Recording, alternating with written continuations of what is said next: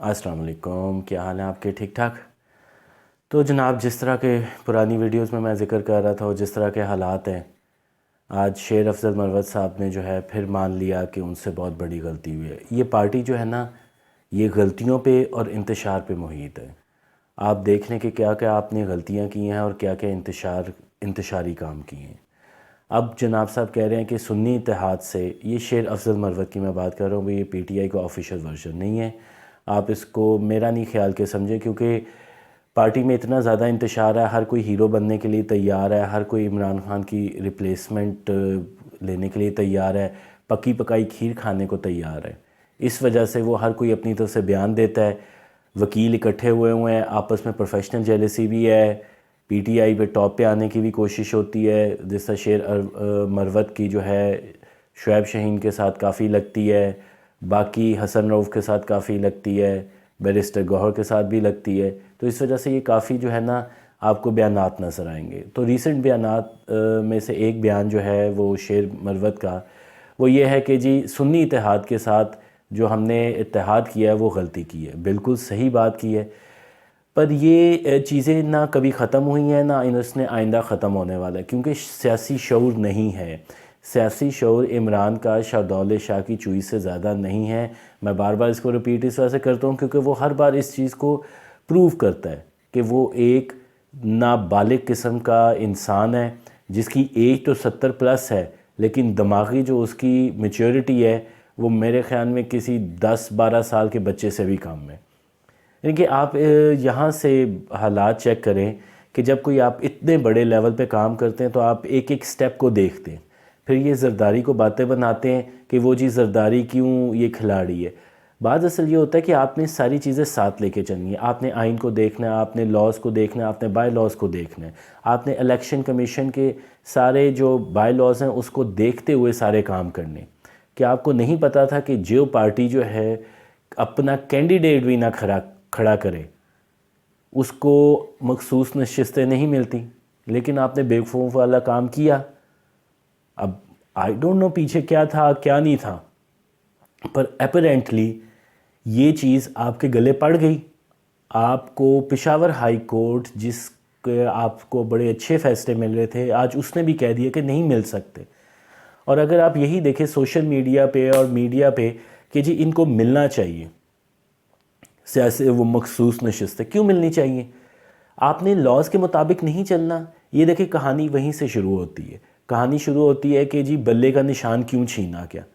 ہم جو مرضی کریں، ہم الیکشن نہ کروائیں، ہم سال ہر سال سے الیکشن نہ کروائیں، ہم الیکشن کمیشن کی وارننگز کو بھی جو ہے ملحوظ خاطر نہ لے کے آئیں، لیکن ہمیں بلے کا نشان ملنا چاہیے۔ اور بہت سے صحافی کہ جی ان کو لیول پلینگ فیلڈ دینی چاہیے، یعنی کہ کوئی قانون پہ عمل کرے یا نہ کرے، لیکن کیونکہ وہ ایک پاپولر سیاسی جماعت ہے اور اس کا لیڈر ہینڈسم ہے تو اس کو جو ہے یہ لیوریج ملنی چاہیے، یعنی کہ کمال ہو گیا۔ اب آپ دیکھیں کہ ہائی کورٹ نے بھی کہہ دیا نہیں مل سکتی، آپ نے لاز پہ چلنا ہے کہ نہیں۔ دیکھیں اگر اس بیس پہ ہم چلیں گے کہ پیچھے گند ہوا ہے تو آگے بھی گند ہونا چاہیے، پھر تو ہم کبھی بھی ٹھیک نہیں ہوں گے، جو کہ 70 سالوں سے ہم نہیں ٹھیک ہو رہے۔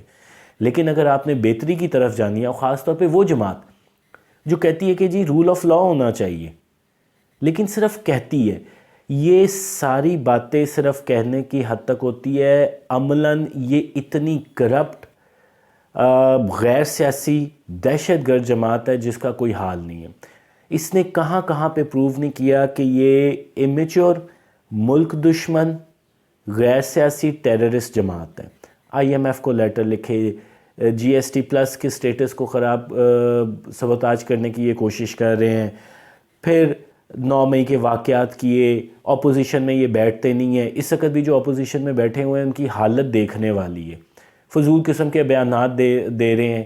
ابھی میں ایک اور ویڈیو بھی کروں گا جس میں وہ غزہ کے بارے میں جو ہے میں خاص طور پہ یہ کہنا چاہ رہا ہوں کہ آپ اس پارٹی کا حال دیکھ لیں کہ نفرت میں پاکستان کی اتنے پاگل ہو چکے ہوئے ہیں کہ یہ کچھ بھی نہیں دیکھ رہے، اور جو جاہل ہیں یوتھ جو ان کو فالو کر رہے ہیں، کیونکہ میں سمجھتا ہوں ایک بہت بڑی تعداد جو ہے جو یوتھیوں کی اپیرنٹلی ٹویٹر پہ نظر آتی ہے، فیس بک پہ نظر آتی ہے، وہ ایکچول یوتھی نہیں ہیں، وہ پیڈ بندے ہیں۔